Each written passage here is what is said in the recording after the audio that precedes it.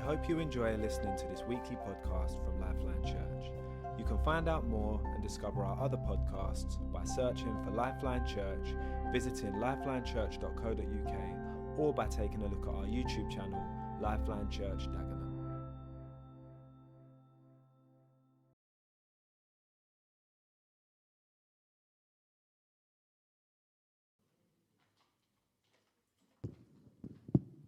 Okay, right, thank you.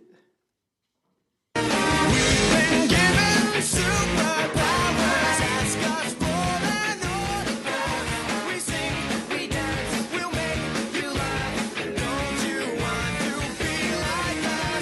We've been given superpowers, ask us for an autograph. We sing, we dance, we'll make you laugh. Don't you want to be like that? Okay, we've been given superpowers. That's where we're going with today. So the Slido is an opportunity for you to ask questions using that QR code there. We've also added a point where you can select to either ask a question or to give a little testimony about how you have seen God fulfill something He's promised. So just navigate that, and it's a good way of us hearing how this word is having an impact on you guys as we're going through it. Okay, so far in this series, looking at faith, I've talked to you about my little equation of faith equals what God says about Himself, so what we can see in Scripture, plus the track record that we have, how He's proved Himself and acted, along with that kind of personal conviction of what He's said, and choosing to act on that. So we've got a whole bunch of considering to do, and then some action to take. And in the first two episodes, I made the point that faith is making decisions based on who God is, what He has done or said, and is saying. And I made the point that you've got a role to play in your own faith. It doesn't just land on your lap. And I've challenged you to collect and consider the evidence of who God is, how He's shown Himself. And then last week I said, look forward to that previous week and think, when have you got an opportunity to take God at His word? So that's the kind of stuff you can be talking about with each other. Okay, so I believe that faith gives us three superpowers, and that I'm going to work through today. So the first superpower is the ability to perceive God's will and act accordingly. This is like to have ears to hear, but it doesn't just remain as hearing and information. It is transformed into action for it to be faith. So let me take you through some illustrations that I've used in the past. Now, we have 5 senses: sight, smell, taste, hearing, and touch. Now, if there was a fire, you would be able to see the flames, smell the smoke, taste the fumes, hear the crackle of the wood, and feel the heat. But if that fire was a long distance away, like the other end of a field, you might not feel the heat. You might not be able to hear the crackle. You might not be able to taste the fumes or smell the smoke. All you've got is your sight. So you've got 4 senses that are saying no fire, 1 sense that is saying fire. We don't have any problem with accepting what that 1 sense tells us overrules what the 4 other senses are numb to. I believe that our faith sense is an ability, an additional ability. So I might see a verse like this: God will never leave me and forsake me. Well, it doesn't look like He's never leave me or forsake me. It doesn't smell like He's never left me or forsaken me. It doesn't taste like it. It doesn't sound like it. And it doesn't feel like it. But our superpower that we have is that we can perceive something that all of the other senses are numb to. So let's consider this in a little illustration. I've filmed this a while back, and you see that there's a choice to act on that sense. Imagine you're a street child. You live on the street, you sleep in shop doorways and eat only what you steal from the marketplace. You have no family. Your clothes are old, dirty, and torn. One day someone comes to you and says, "You're the son of the king." You are skeptical and dismissive. You say, "Look at me. I live on the street. I'm barely surviving hand to mouth." This person then pulls an official-looking document out. They announce, "Here is your birth certificate. See, it proves you have royal blood." You now have a choice. You can conclude, "I don't feel like a prince. I don't taste like a prince. I don't sound like a prince. I don't smell like a prince. And I don't look like a prince." You can trust your feelings and continue to live like a street child, or you can trust your sixth sense, your ability to sense a deeper reality, to trust in the official evidence provided by a higher authority than your feelings. It's a risk either way, but you decide to trust your sixth sense. But this decision would be worthless if you don't make a change. What is the point of being a prince if you continue to live on the street? Therefore, you go through a life-changing makeover. You clean up. You trade your rags for robes. You move into the palace. You spend from the royal treasury. You command people.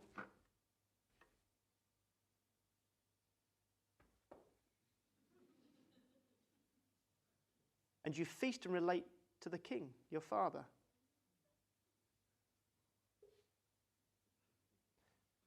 There is a process of learning to step into your true identity. At what point did you become a prince? Was it when you saw the evidence? No. You've been a prince since birth, but the revelation happened much later. The key question is, how will you respond to your revelation?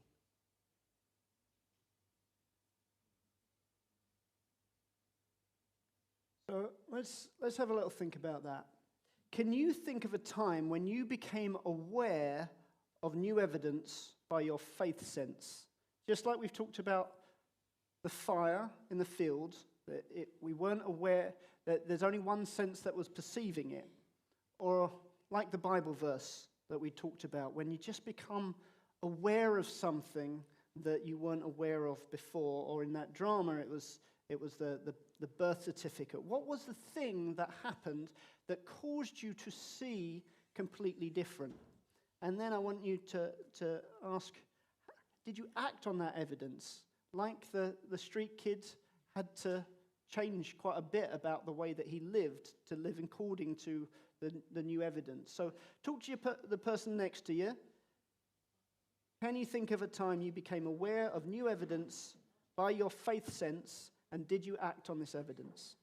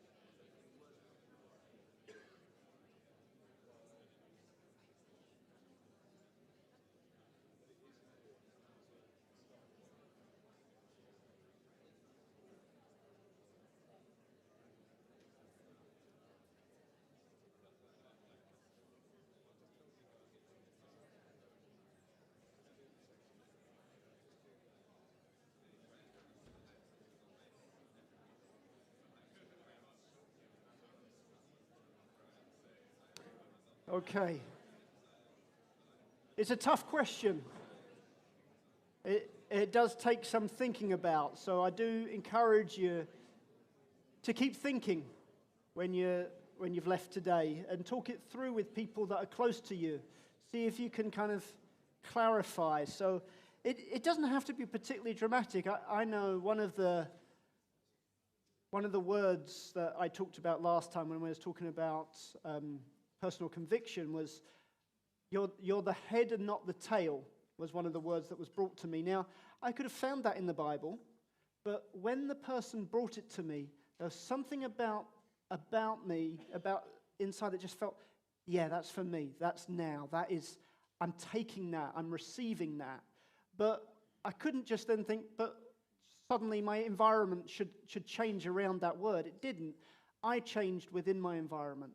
So I started thinking differently. I had a different attitude, and sometimes I had to choose to take a different attitude. So when I felt like I was being victimized, I'd have to say, but I'm not going to live as a victim because I'm the head and not the tail. I will make the decisions of my attitude and my choices. I won't allow them to be dictated to me by things that are going on around me. There was a battle to come back into embracing that. And I could easily give you plenty of evidence around why I should be like the tail. I've got plenty of slights and offenses to warrant me feeling bad for myself. But that word, it kept on testing me and saying, look, there's a different way to be. That's not God's word for you. And so I could comfort myself in that kind of blanket of victimhood. But what I was called to do is drop that and step into the truth of He was empowering me to be someone different, even if I'm facing these things. So keep talking about that with people. I think that would be helpful. All right, so that was the first superpower, the ability to perceive what God is saying and to act on it. The second power that faith gives us is that faith pulls a promise into the present. So let's do a little bit of Greek here. So I know I showed you this verse right at the beginning and said, all right, that's it, all done. You've now got the Bible definition and we don't need to talk about it anymore. But so faith is the assurance of things hoped for and the conviction of things not seen. So sometimes it's helpful to go back to the original Greek to see what was being said. So there's this word here that is translated in this version as assurance is apostasis. And this word is elongos. I should really have someone else just pop up and say these words. You don't need to be able to pronounce them. I've got this far without being able to do it. Now, these are the original Greek words, but different translations use different English words to describe them. And so a lot of the time I use the NIV or the ESV or the NAS. And these use the translation as faith is the assurance or the confidence of things hoped for and the conviction of things not seen. But when you look at the King James and the CEV version, they actually use some different words that actually really quite change the sense of it. So faith is the substance or the reality of the things hoped for and the evidence of things not seen. So I'm better when I translate most things into ice cream. And so if I was to think of that first thing, to me it's like being offered a menu. These are the things that are available. Look and pick. Do you want vanilla, French vanilla, M&M? Ooh, wow. Cookies and cream. These are the things that are offered. And that, it feels much more of a mental exercise, the idea of conviction, the idea of assurance, the idea of confidence. But I would see it more like a taste testing that we have with this other translation. It's much more experiential. To have the substance, it's almost like you have it in your hand, the reality, and it's evidence. It's something that's not just mental, it's experiential. And there's a number of commentators that I've read that say they actually find that the second translation is more in line. This idea of it is something not just that is out there, but it can be tasted today. You can actually have a taste test of something that you're about to have in the fullness. So another thing, if you don't like ice cream, it would be the Paramount free trial before you buy into the subscription. You get a sense of the thing, an experience of the thing. It's much more than just a description, it's an experience. So this kind of fed into an experience that I had helping my son William get ready for school, because sometimes there is a big challenge in springtime or autumn time. Is it shorts or trousers for school? And my eldest son, I could leave out a bin bag and he would put it on and not think about it. William spends a bit more time thinking about what he wants to wear. One's not right and one's not wrong. It's just different situations. So it means that I've got to be involved in the process of shorts or trousers because it's very stressful. So I go through some considering options. So I would say, well, why don't you open the front door, see what it feels like outside? So he could do that. He said, but I don't know, it's still a little bit cold. Okay, well, tell me about your experience, William. You know that at the beginning of the day, it's cooler when the sun's lower.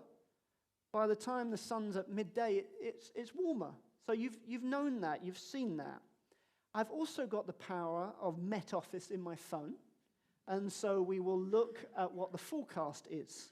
And we will be able to see, the temperature's going to increase. So at lunchtime, let's see what the temperature's going to be. All right, it's going to be 20 degrees by lunchtime. So do you think that's shorts or do you think that's trousers? Oh, well, I think it's shorts, but I might be uncomfortable to begin with.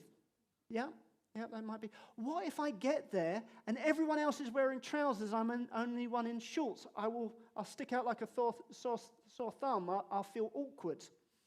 And I said, yep, that might be true. You might feel awkward. But tell me, at 12 o'clock, who do you think will feel like the awkward ones? Those in trousers or those in shorts? Oh, no. I think by then, I feel that I would have dressed for the future, for where things are going. So there's a willingness to suffer the discomfort in the short term for the expectation where things are heading.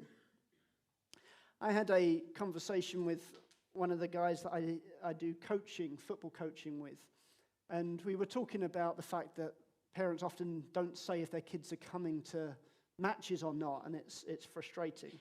And he was saying, oh, this parent never does it. And I said, well, English is not his primary language. I think there might be a hesitation to write stuff in that forum. And he said to me, he goes, oh, you're so blooming merciful. He didn't mean it as a compliment, but I took it as a compliment. Because what he was effectively saying is, you're not made for this world. You're going to be constantly abused by this world. And I thought, that's probably what William feels like when he arrives at school with his shorts on and everyone else got trousers on. You're not made for this world. The truth is, I'm not made for this world. I'm made for the next. But the next isn't just after I die. It's being brought now. And there is a promise that I believe I can not only look towards and hope for, but I can experience today. I can actually walk in that and experience pockets of heaven today. I can taste it today. I'm living for a time yet to come, and I'm choosing to live that way now, and I also get to experience some of the benefits of that today. We see in the Bible a whole bunch of people that lived anticipating the future trajectory. In going back to Hebrews 11, we see Noah. By faith, Noah, when warned about the things not yet seen, in holy fear, built an ark to save his family. He saw where things were going, and he acted now to do that. And they teased him and they taunted him for doing that. Why are you building a boat in the middle of the desert? You look like an idiot. Right? This theologian, Thomas Manton, said, "The people of the world did not tremble with fear until the water reached the rooftops. But Noah trembled in fear when God did but speak." Are you saying there's no consequences to violating what God says? You can tremble now, or you could tremble later. Noah was living for a time to come, but he'd seen it. By faith, he perceived what was coming, and he pulled that promise into the present and started to act on it right then. There will be people that would tease us for the way that we live, but I tremble because of what God is saying, not because of the consequence of what will happen later. We've talked about Abraham a few times. For he, Abraham, was looking forward to a city with foundations whose architect and builder is God. He was looking for a world that was not this world. He set out in pursuit of something that didn't already exist. That's what our hearts are set on, pilgrims. We're pursuing something that cannot be satisfied by anything here, and we refrain from giving ourselves to anything here because we know what he's got for us is far superior, and we live as people that can't be distracted by what's offered here. We see Moses, Hebrews 11:25. He chose to be mistreated along with the people of God rather than enjoy the fleeting pleasures of sin. He regarded disgrace for the sake of Christ as a greater value than the treasures of Egypt because he was looking ahead to his reward. Moses experienced a taster of what God had in store, and he set his heart on that through faith. How about for you? How might your vision of the future empower you to live differently now? What might you be willing to stick out like a sore thumb for because you can anticipate the trajectory of where things are heading? Talk to the person next to you.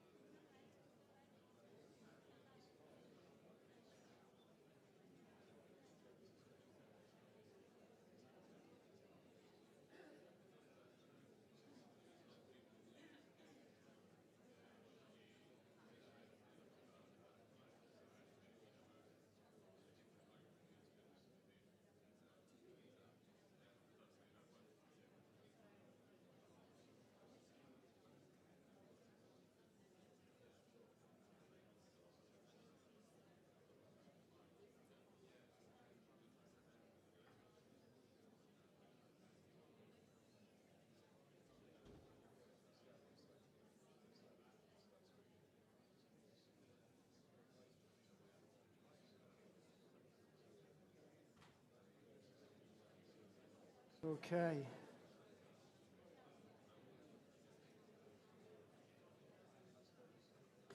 So, if you like what the person's saying, you want more time with them, get a coffee with them afterwards. Okay, so faith Superpower 1 enables us to perceive what God's saying and embrace it. The second superpower is about being able to pull the promise into the present. The third superpower is that faith is invisible, yet it can be seen. So, if it can be seen, it provides us an opportunity to assess if we're operating in faith or not. But I will give some warnings around that shortly. Let's look at some of these times where Jesus was taken aback by people's faith. So this was the friends lowering the paralyzed man through the roof.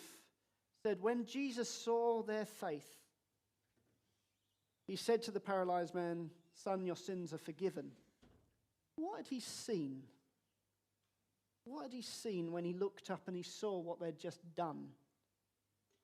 Well, he'd seen a confidence, the confidence that his friend, this man's friends had in Jesus' ability and nature to bring healing to their friend. They believed it so much that they tore a hole in someone else's roof. They went all in on this belief. They got in the wheelbarrow. They believed it that much, and that was obvious for Jesus to see.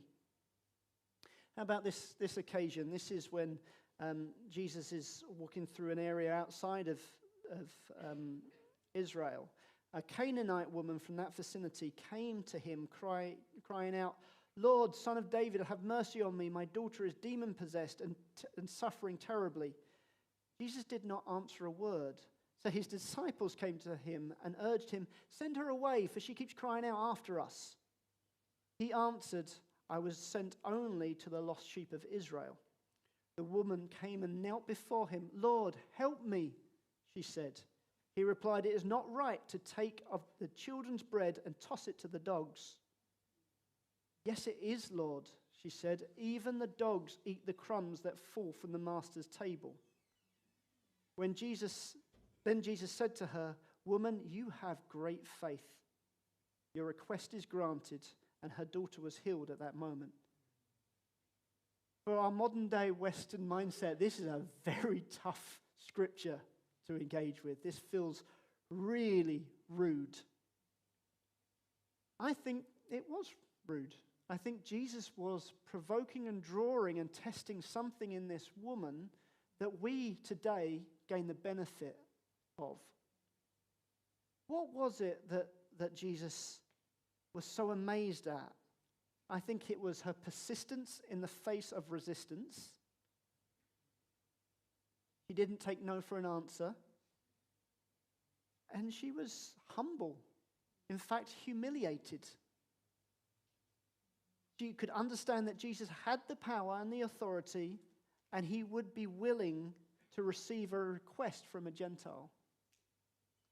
What I love about this story is Jesus had been sent initially to the children of Israel, but with the intention right from the beginning was that what Jesus started with the family of Abraham was going to be made available to the whole world.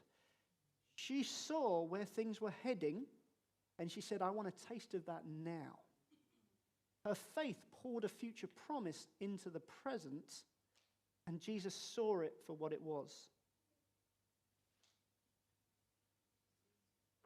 This is when the centurion comes to Jesus. When Jesus entered Capernaum, a centurion came to him asking for help. "Lord," he said, "my servant lies at home paralyzed, suffering terribly." Jesus said to him, "Shall I come and heal him?" The centurion replied, "Lord, I do not deserve you to come under my roof, but just say the word and my servant will be healed, for I myself am a man under authority with soldiers under me. I tell this one, 'Go,' and he goes, and this one, 'Come,' and he comes. I say to my servant, 'Do this,' and he does it." When Jesus heard this, he was amazed and said to those following him, "Truly I tell you, I have not found anyone in Israel with such great faith." What had he heard? Well, this guy had an understanding of power and authority and he knew that Jesus had it. And he believed that Jesus would receive a request from a Roman soldier. A Roman soldier who could demand Jesus to do what he wanted. A Roman soldier that would be hated by the oppressed Israelites.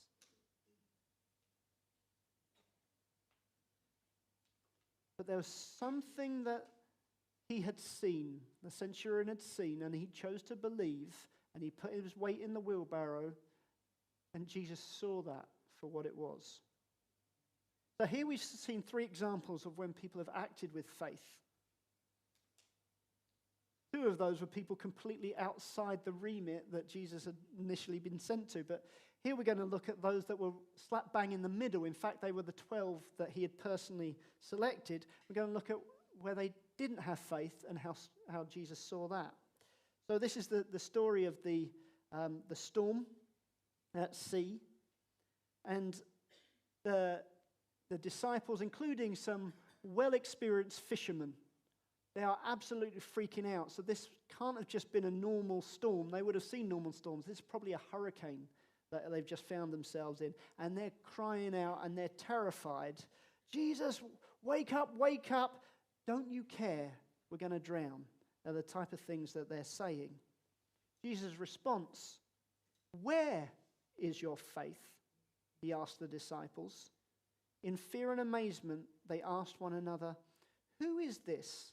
He commands even the winds and the water, and they obey him. What had Jesus seen? He'd seen his disciples freaking out. He'd seen them questioning Jesus' commitment to them and his ability to fulfill the word that he'd given them at the start of this passage, which was, let's go to the other side of the lake. They hadn't got to the other side of the lake. So was God not good for his word if they thought they were going to drown there? Where is your faith? By implication, you have it. You've got it in your bag. Get it out. Use it. You have some, but you're not accessing it. They were more focused on the storm and not who Jesus was. If they had asked these questions, who is this? Even the winds and the waters obey him, whilst they were in the middle of the storm, perhaps that would jot them back, push them, connect them back to a faith position of, we know who he is. He has revealed himself to us. This is the challenge. When the storm hits, can I remember? Or am I completely, my view completely eclipsed by what is around me, what my natural senses are picking up? When you panic, it doesn't mean that you don't have faith, but it might mean you're just refusing to use the faith that you already have. So let's work that through. Where is your faith? Here's the elements of the equation. So calming the storm. God's nature. He's the creator, that's the word. Creator, he's in control and he loves us. This is the nature of God that they would have already had in the bag. What had they seen? Well, when you look at the Gospel of Mark, which a lot of commentators saying is in chronological order, I looked back. What are the events that they would have already seen? So they would have seen demons cast out and healings. So Peter's mother-in-law, paralyzed man, guy with a withered hand healed. So they've seen God's power, Jesus' power in action. What is their personal conviction? What has God just said? Let's go to the other side of the lake. So what would a faithful action be? Calm in the storm, because they bring these things to mind. Now here's the caveat, here's the concern. We can't always easily see from the outside if faith is in play. So let's look at some scenarios. Okay, COVID hits, and we're required to change our behavior. How do we express our values? Well, maybe I socially distance, or maybe I don't socially distance. How do I decide from looking on the outside, I could say, well, someone who has socially distanced you've just done this on the basis of you just want to avoid getting in trouble with the law, but God's desire is a higher will. You're just doing what all your friends are doing just to fit in. You're just acting out of fear. Those could all be accusations for socially distancing. But then those that don't social distance could be, you just don't want to be told by anyone. There's a spirit of rebellion in you. So which action is faith and which is not faith? It's not easy to see from the outside. How about the mother that's desperate for her daughter? She's longing to see God break in and make a difference. But crisis hits. Is it mum to the rescue? Or is it mum holds back?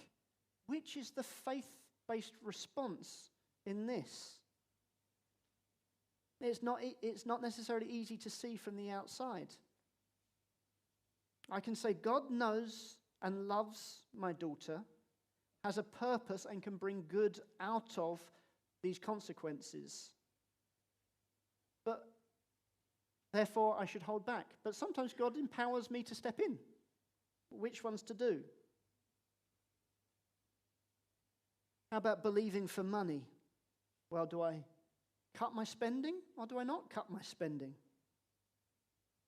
I might say, well, I'm at peace that God's going to provide. Meanwhile, I'm working really hard, taking every overtime shift I can possibly get, trying to cut down on this, cut down on that.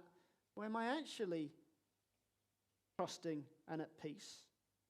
Or am I choosing not to cut down because I'm just burying my head in the sand? I'm saying that in peace, but I'm terrified of even looking at my finances, even opening the envelope with a bank statement in. Well, again, different behaviors don't necessarily show where faith is. How about we're expecting a healing for our son? Do we receive medical intervention or not? Abs, you've got a real life on this one.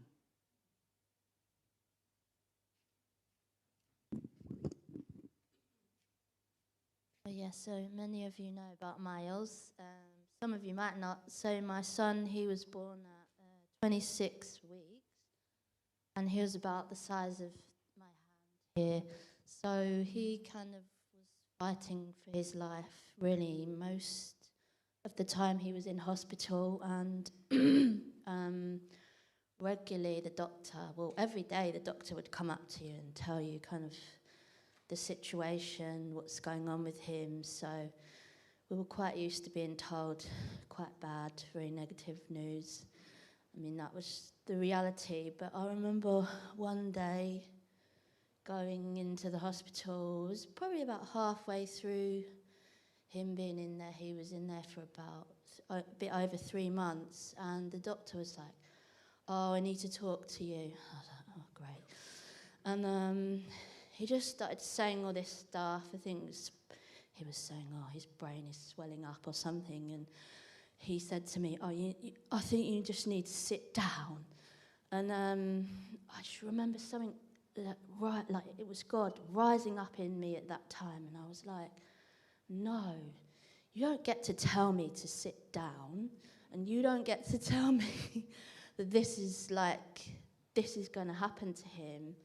And it wasn't me, because I'm not really like that. I'm a yes person. I'm like, "Yeah, okay. And then I'm calling Anna Page or calling you. But yeah, it was God rising up inside of me. And yeah, it was just a moment of no, and I think you felt at the time as well, like, this is enough. We've had enough here.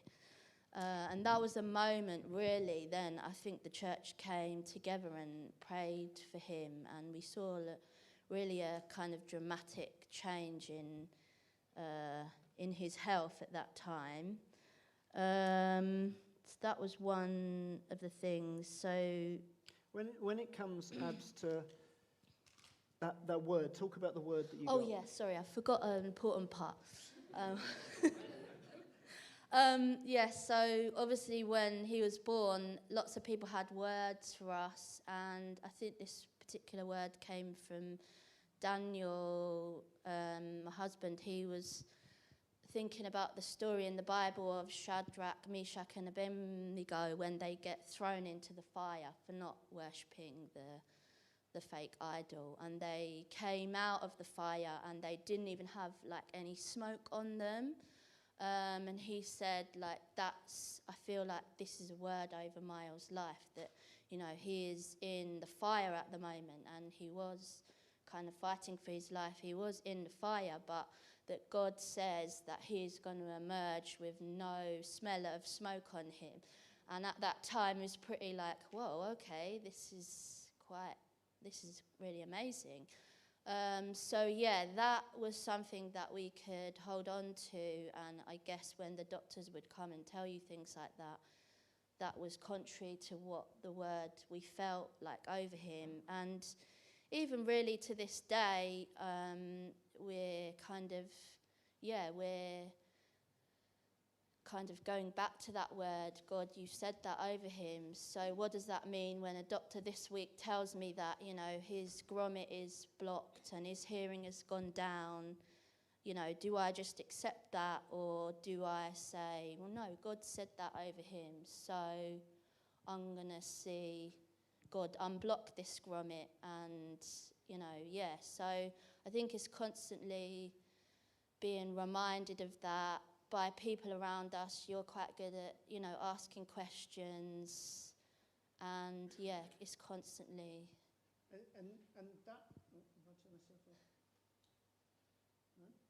You turn me.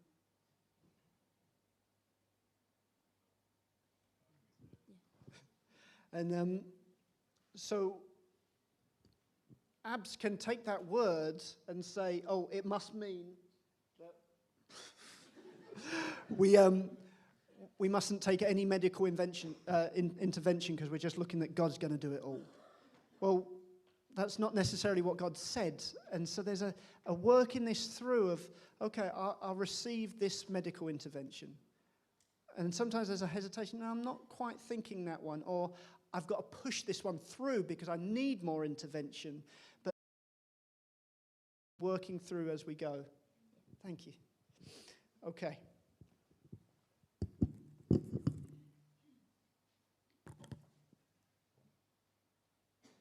So, faith is every part of our, has a role in every part of our life. And so we've got to keep coming back to, what is the nature of God? What is his track record? How has he proven himself? And what is he saying to us now? These are factors that have to be in play when we're making decisions on what we're doing. And sometimes from the outside, you don't know what God's said to someone else. And so we'll talk about that more in a later episode. How do you stand with someone else during their place of faith? I found these clips from Dan Mohler's teaching really helpful. The whole video is incredible. I've watched it like 7 times. I'm still learning something each time. But he paints 2 scenarios that we could face about being laid off, being made redundant. See if you can detect which one's got faith, which one's not got faith, and how that faith is exhibited. Talk about, you get the layoff and you've been praying and now you're broken because you got laid off. You're crying in the car because you don't know what you're going to do, because the reality is you have bills, you're borderline over budgeted, and now you don't even know if you can get a job and now you call your wife, and now she's bawling, but we're Christian. It just fascinates me how we become what we're going through all the time. And we're living from moment to moment. That's why most of us get tricked into living very ineffective. You get the layoff. It fascinates me. You get the layoff notice. Why isn't this just a normal, simple response? Wow. Man, I sure didn't see this coming. My goodness, God, I'm so glad I know you and I'm in covenant with you. This caught me by surprise. I didn't even know the company was in this position, let alone me on this list. Man, the truth is, you know my bills, my family, my life. God, I just trust you, and I thank you. As quick as the door open, one's going to close, one's going to open. I'm just going to knock on a few. Somebody will see the value in my life. But man, I just thank you, because if I didn't know you, I'd probably be shipwrecked right now, and finances would be driving me. But God, I just worship you and thank you that you love me and you know my family, and surely you're the hand that cares for us. God, thank you. And you call your wife and she says, what? And you say, no, it's okay, honey, listen. It doesn't change the truth about who we are in him. As quick as the door closed, it'll open. We just keep shining. We're just going to live Jesus, honey. Yeah. Okay, honey, listen. It's not about our bills being paid. It's about trusting and believing him. He's amazing. We're just going to do what we do. I'm going to knock on a few doors. He'll open one. Honey, this isn't the end of the world. This is the opportunity to shine. Can I tell you, I've pastored for a long time, and I don't see that response. That response is not out there in my circle. And I preach this stuff.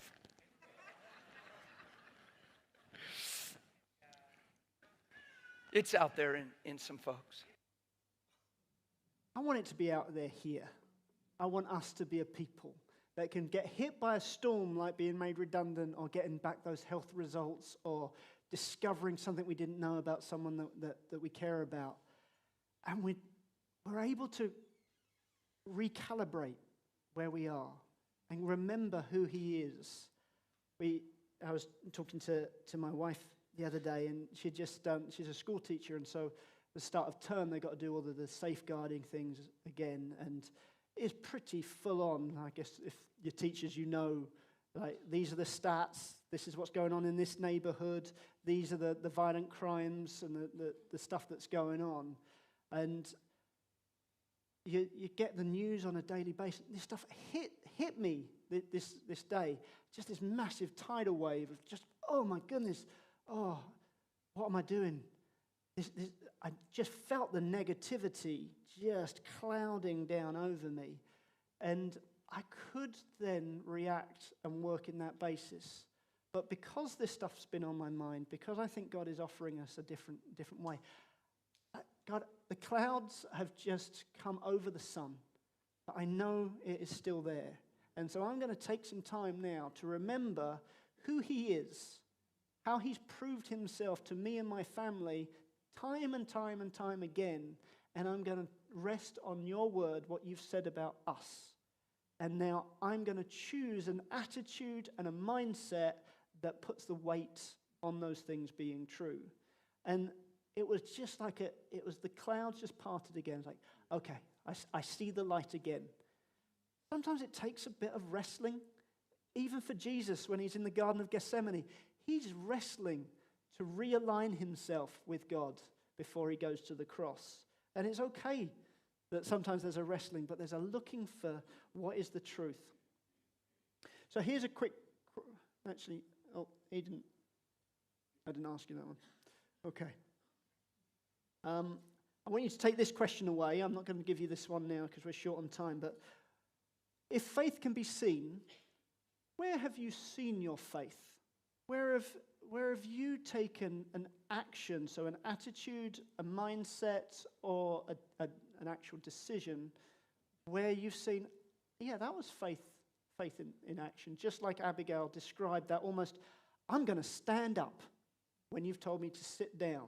There was something that, this isn't me, this isn't my normal response.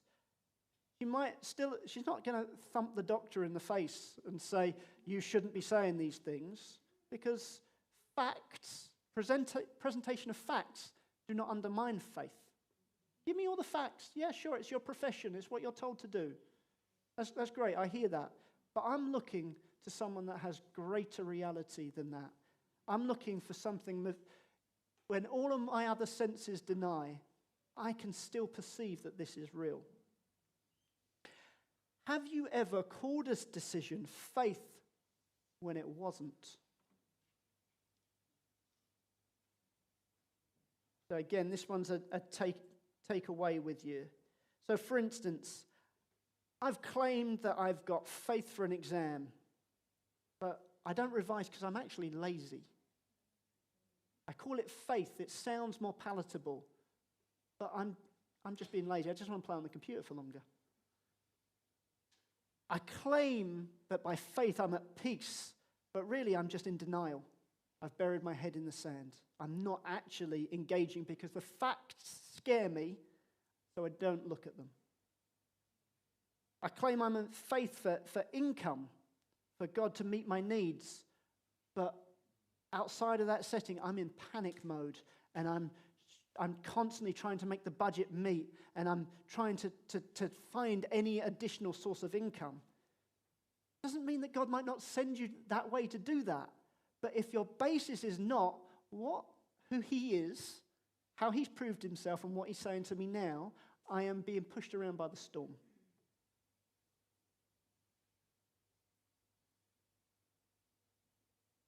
I might claim this is what God's saying to me, but really I'm just pursuing my preference. You remember that Terry King phrase we used last time? Conviction is what you die for.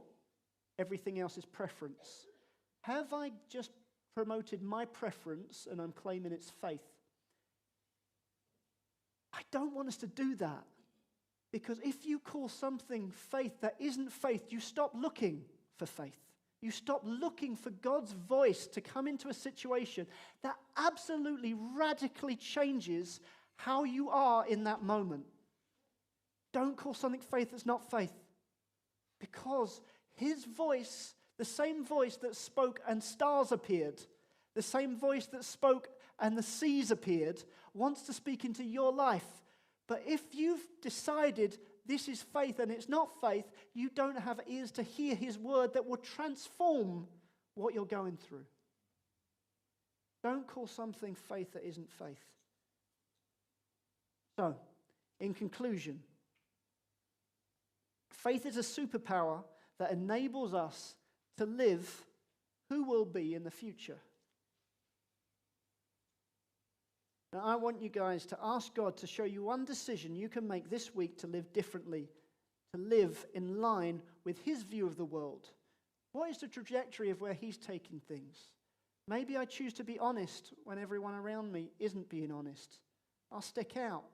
But I'm choosing to live according to the world that he is ushering in.